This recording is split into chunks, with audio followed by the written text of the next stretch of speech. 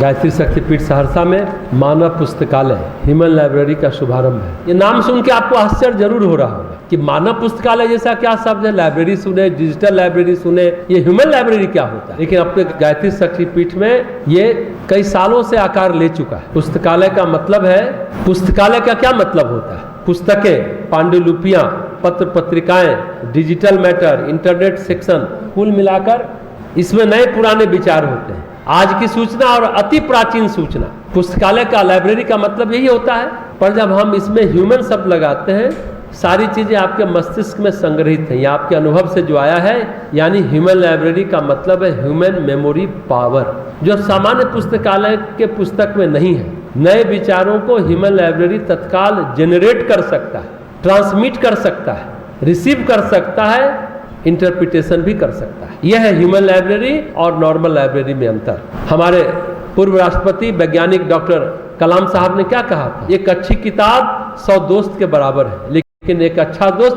पूरे पुस्तकालय के समान है। हमारे दोस्त आए हैं, चारों दोस्त हैं हम लोग। 74 से 7 पढ़े, 78 में अलग हुए। पूज्य गुरुदेव ने भी क्या कहा?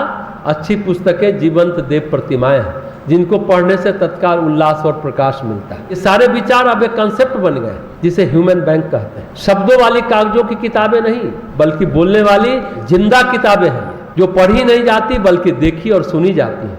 आप गौर से देखेंगे तो पाएंगे कि इंसान भी चलती फिरती किताब है ना। सबकी अपनी अपनी कहानी, आप सभी एक एक किताब है, सबकी अपनी अपनी कहानी है। इस ह्यूमन लाइब्रेरी में जो अभी ह्यूमन बुक आए हैं, इसके पहले जो आए उसे ड्रग एडिक्ट भी आए थे, कैंसर से लड़ने वाले भी आए थे, घरेलू हिंसा के शिकार लोग भी आए थे, समाज को दिशा देने वाले लोग भी आए थे, वैज्ञानिक दृष्टि वाले लोग भी आए थे, और आज भी वैज्ञानिक दृष्टि वाले लोग बैठे हैं, विद्वान लोग आए हैं, प्रशासन के लोग आए हैं। ये वो किताब है जो आज आपके सामने जिंदगी के पन्ने को खोलने के लिए तैयार है। आप खुद भी एक किताब है, जैसा हमने कहा। आपके आसपास के लोग आपको भी पढ़ना चाहते हैं, लेकिन आपने शायद अपने को भी इस नजर से नहीं देखा होगा। बस अपना नजरिया बदलने की जरूरत है। एक मोमबत्ती से दूसरी मोमबत्ती जला दी जाए तो रोशनी कम नहीं होती बल्कि बढ़ जाती। किताबों को पढ़ते वक्त आपके मन में सवाल आते हैं, क्या इस कहानी का अंत कुछ ऐसा भी हो सकता था, कुछ और भी हो सकता था, या लिखने वाले ने ऐसा लिखा तो क्यों लिखा? ऐसे हर सवाल को आप पूछ लेते और किताब भी आपको जवाब दे देती तो कैसा होता? जाहिर है ये किसी रोमांचक अनुभव से कम नहीं होए। हकीकत में ऐसी किताबें से मिल सकते हैं जो आपसे बात कर सकते हैं। और इन किताब में क्या होगा? इमोशंस हैं।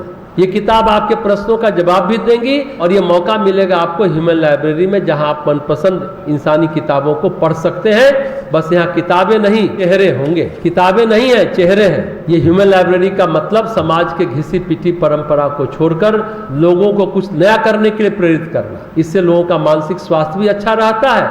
आज दुनिया अपनी ही अकेलापन का शिकार है। आज हम अपनी ही दुनिया में व्यस्त हैं, दिन व दिन अकेले होते जा रहे हैं। सामाजिक मेलजोल कम हो गया है। ऐसे में एक इंसान को किताब बनाकर दूसरे इंसान से मिलवाना एक नई और शायद अच्छी कोशिश। ह्यूमन लाइब्रेरी में जो संवाद है उसके साथ संवेदना जुड़ी हुई है, जो दूसरे लाइब्रेरी में नहीं होता।